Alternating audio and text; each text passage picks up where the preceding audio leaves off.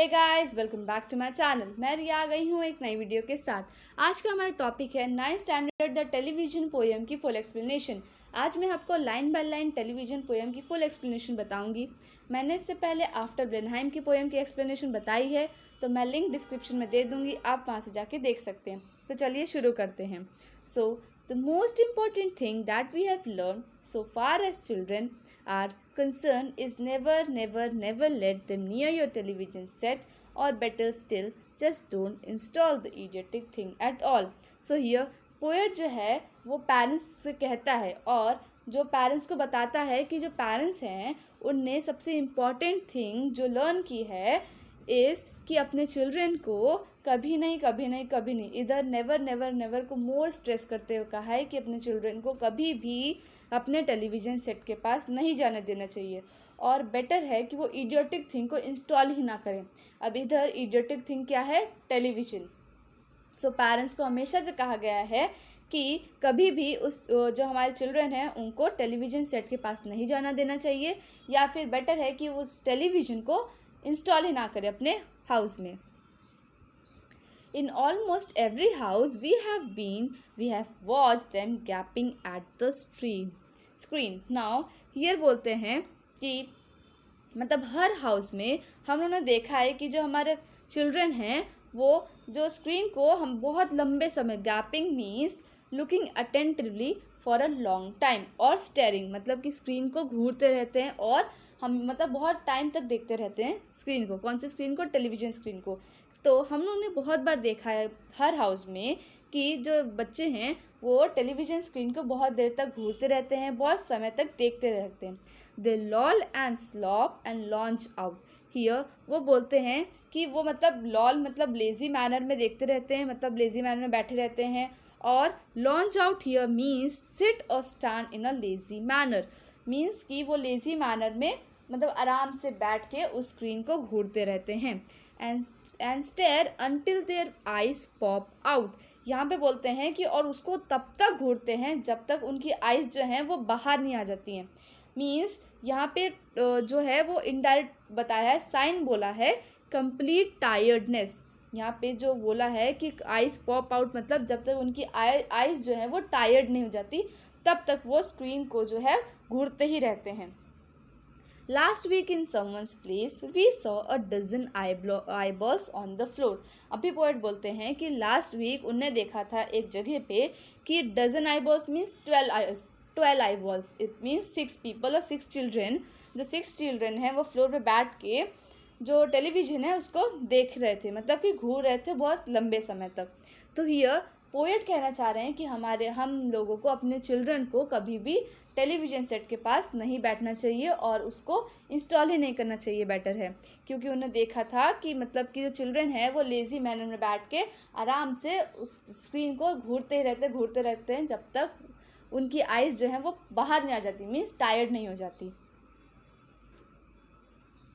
They sit and stare and sit until they are hypnotized by it, until they are absolutely drunk with all that shocking hastily junk. अब यहाँ पे बोलते हैं कि वो बैठ के घूरते ही रहते हैं, घूर के बैठते ही रहते हैं जब तक वो उससे पूरा तरह हिप्नोटाइज, मतलब उस स्क्रीन से, उस चार्म से, उस जो भी देख रहे हैं मतलब कि स्क्रीन से पूरा तरह उससे हिप्नोटाइज ना हो जाए, मतलब उसके कंट्रोल में जब तक ना आ जाए तब तक वो उसको कंप्लीटली घूरते ही रहते हैं, कंप्लीटली देखते ही रहते हैं जब तक मतलब कि जब तक उनको पूरा हिप्नोटाइज ना हो जाए, एक एब्सोल्युटली ड्रंक ना हो जाए, मतलब कि पूरा कंट्रोल ना हो जाए वो स्क्रीन का उन पे, तब तक उसको वो देखते ही रहते हैं। Oh yes we know it keeps them still, they don't climb out the window sill. Now ये बोलते हैं कि हाँ मुझे पता है, वो पेरेंट्स से कहते हैं हाँ आई नो दैट, कि वो देखते ही रहते हैं और वो जो विंडो के बाहर नहीं झाँकते हैं। दे नेवर फाइट और किक और पंच, वो कभी भी फाइट नहीं करते हैं, पंच नहीं करते हैं, किक नहीं करते हैं। They leave you free to cook the lunch and wash the dishes in the sink. Now इधर पोएट कहते हैं कि जो पेरेंट्स होते हैं, जो मदर होती हैं, वो अपने बच्चों को टेलीविज़न सेट के सामने बैठा देती हैं ताकि they get some free time to do the work like washing the utensils, मतलब कुछ करने के लिए उनको फ्री टाइम मिल जाए, इसलिए वो जो है अपने बच्चों को टेलीविज़न सेट के पास बैठा देती हैं। But did you ever stop to think, to wonder just exactly what this does to your beloved thought? Now इधर जो पोएट हैं वो बोलते हैं कि लेकिन कभी आपने सोचा है कि जो आप कर रहे हो इससे एग्जैक्टली आपके जो बिलव thought means बिलव children, small child से असर क्या होगा? What effect it would be happen? It rots the sense in the head. अब इधर पूरा कैपिटल लेटर में बताया गया है, it rots the sense in the head, it kills imagination dead. अब वो बोलते हैं कि जो सेंस होता है अपने हेड में उसको पूरा डीके कर देता है। रॉट मीन्स ख़राब कर देता है, सेंस मीन्स सोचने की क्षमता नहीं रहती है। It kills imagination dead. जो बच्चे होते हैं वो इमेजिनेशन नहीं कर पाते हैं बियॉन्ड दैट स्क्रीन। जो भी टीवी में हो रहा है, जो भी टेलीविज़न में हो रहा है, वो वही सोचते हैं इन द, वो जो है इमेजिनेशन वर्ल्ड में ही रह जाते हैं। उनकी जो इमेजिनेशन पावर होती है रियलिटी की, वो ख़त्म हो जाती है। It clogs and clutters up the mind, मतलब वो माइंड को पकड़ लेता है, जकड़ लेता है जो वो स्क्रीन होती है, टेलीविज़न होता है। It makes a child so dull and blind he can no longer understand a fantasy of fairy tale. अभी वो बोलता है कि वो चिल्ड्रन को, बच्चों को इतना डल बना देता है टेलीविज़न, इतना अंधा बना देता है कि बच्चे जो हैं वो फैंटासी और फेरी टेल के बारे में ही सोचते हैं। वो सोचते हैं कि जो भी हो रहा है वो सब सच है। उनकी इमेजिनेशन जो है वो फेरी लैंड में ही वहीं पे रुक जाती है। His brain become as soft as cheese। अब जो उनका ब्रेन होता है वो बहुत ही सॉफ्ट हो जाता है, जो मतलब जो बहुत इमोशनल बहुत जल्दी हो जाता है। His power of thinking rust and freeze। Now बोलते हैं कि जो उनका पावर ऑफ थिंकिंग है वो जो होती है वो ख़त्म हो जाती है, एकदम फ्रीज हो जाती है। He cannot think, he only sees। वो कुछ नहीं सोचते हैं, सिर्फ वो देखते हैं, बिकॉज ऑफ दैट टेलीविज़न। और ये सब क्यों हो रहा है? All because of that television. All right, you will cry, all right, you will say, but if we take this set away, what shall we do to entertain our darling children? Please explain। Now ये जो parents हैं वो पूछते हैं कि all right आप बोल रहे हो, all right कि आप कह रहे हो कि हम लोग को जो सेट है उसको बाहर, मतलब कि सेट को नहीं इंस्टॉल करना चाहिए और जो टेलीविज़न और बाई चांस और या फिर टेलीविज़न को हटा देना चाहिए, लेकिन हम अपने डार्लिंग चिल्ड्रन को एंटरटेन फिर करें कैसे? क्योंकि अभी के टाइम में only is television is the one thing to entertain the children.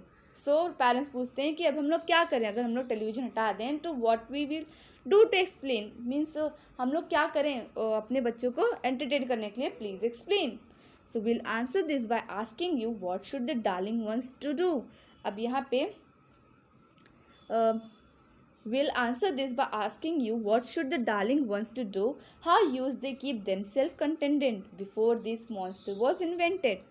now here poet बोलते हैं कि इसका आंसर मैं देता हूँ कि हमारे डार्लिंग वंस कैसे करते थे, जो हम जब चिल्ड्रन थे तो हम कैसे संभालते थे अपने बच्चे। जब हम मतलब हम लोग जब बच्चे थे तो हम अपने बच्चों को मतलब जब हम लोग बच्चे थे तो हम कैसे बिजी रहते थे अपने आप को। तब जब मॉन्स्टर को यहाँ पे टेलीविज़न कहा है, तो जब हम लोग बच्चे थे तो जब वो मॉन्स्टर इन्वेंटेड नहीं हुआ था तो तब हम लोग अपने आप को कैसे बिजी रखते थे? Have you forgotten, don't you know? तो बोलते हैं कि क्या आप भूल गए हो, आपको नहीं पता कि आप कैसे बिजी रहते थे अपने टाइम पे जब वो मॉन्स्टर इन्वेंट नहीं हुआ था। Will say it very loud and slow, they use to read, they read and read and read and read. अब वो बोलते हैं कि वो क्या करते थे, सिर्फ रीड करते थे because books were available at that time, and then proceed to read some more, और उसके बाद फिर से कुछ ज़्यादा पढ़ने के लिए। ग्रेट स्कॉट गैडज़ूक्स, यहाँ पे ग्रेट स्कॉट मीन्स होता है एन एक्सप्रेशन ऑफ सरप्राइज का एक्सप्रेशन को बोला है यहाँ पे ग्रेट स्कॉट, एंड गैडज़ूक्स को बोला है the nails on the cross, a kind of oath, means oath का type something. Now one half their lives was reading books, the nursery shelves help books galore। Means उनकी आधी life जो है वो books read करने में ही चली गई, because at that time television नहीं था, तो वो जो है वो अपने आप को कैसे बिजी रखते थे? टेलीविज़न देख के नहीं बल्कि बुक्स से रीड करते थे, बुक्स से बिजी रखते थे। Books clutter up the nursery floor in the bedroom by the bed. अब जो बुक्स हैं वही उनके मतलब वो हमेशा बुक्स ही रीड करते थे बेडरूम में, बेड पे। जब भी वो फ्री होते थे तो वो क्या करते थे, बेडरूम में अपने बेड पे बुक्स ही रीड करते थे। More books were waiting to be read now, और बुक्स वेट कर रही हैं उनकी रीड करने के लिए। Such wondrous fine fantastic tales of dragons, gypsies, queens and whales and treasure islands and distant शोज। तो यहाँ पे बोला गया है कि बुक्स किसकी किसकी रहती थी, फैंटास्टिक टेल्स की रहती थी, ड्रैगन्स की रहती थी, जिप्सीज मतलब वॉन्डरिंग पीपल की रहती थी, क्वींस की रहती थी, वेल्स की रहती थी, ट्रेजर आइलैंड्स की रहती थी, डिस्टेंट शोर्स की रहती थी। तो यह बताया है कि टाइप्स ऑफ स्टोरीज कौन कौन सी रहती थी। Where smugglers rode with muffled oars and pirates wearing purple pants and selling ships and elephants and cannibals crouching round the pot steering away at something hot। यहाँ पे बोले हैं कि different different means how they are use, means यहाँ पे बताया है कि कौन कौन से टाइप्स की बुक्स रहती थी, कौन कौन से टाइप की स्टोरीज रहती थी eight that time. It smells so good, what can it be? Good gracious, it's Penelope. Penelope is the wife of the Greek hero। वहाँ पे एक ग्रीक हीरो का नाम है, ग्रीक हीरो की वाइफ को बोला था Penelope। The younger ones had Beatrix Potter with Mr. Todd and Dirty Rotter and Squirrel Nut King, Pigling Bland and Mrs. Tiggy Winkle, and just how the camel got his hump and how the monkey lost his rump, and Mr. Todd and bless my soul, there's Mr. Rat and Mr. Mole। Here, Beatrix Potter is the name of the British writer famous for his animal stories। यहाँ पे जो animal stories लिखता था, एक और child poet था जो क्या बोलते हैं एनिमल के ऊपर स्टोरीज लिखता था, वो भी चिल्ड्रन के ऊपर ही लिखता था, चिल्ड्रन की स्टोरीज लिखता था, एनिमल स्टोरीज लिखता था। तो यहाँ पे उसको रिस्पेक्ट ऑनर देने के लिए इसका नाम मेंशन किया है बेट्रिक्स पोर्टर। और mister Toad, dirty rotter, these are all the character used in that stories in Beatrix Potter. तो ये सब कैरेक्टर्स हैं। और how the camel got his रम, हम, मंकी लॉस्ट हिज रम, ये उनकी पोएम का नाम है। Oh books, what books they used to know those children living long ago।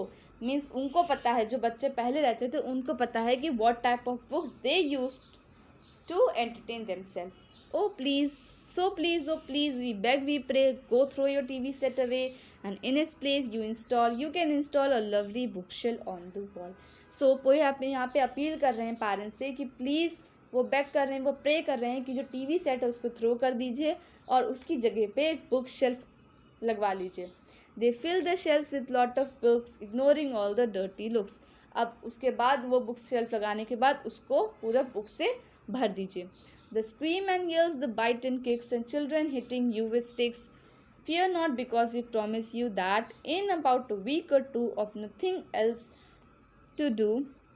यहाँ पे बोलते हैं कि हाँ, जब आप ये करेंगे तो भले ही बच्चे आपसे झगड़ेंगे, गुस्सा हो जाएंगे, बट कुछ टाइम में वो प्रॉमिस करते हैं कि 1 वीक में या 2 वीक में जब उनके पास कुछ नहीं करने के लिए होगा, they'll all begin to feel the need of having something to read। now उसके बाद उनको कुछ रीड करने का फील आने लगेगा, because if they have nothing to do to entertain themselves so they will read books.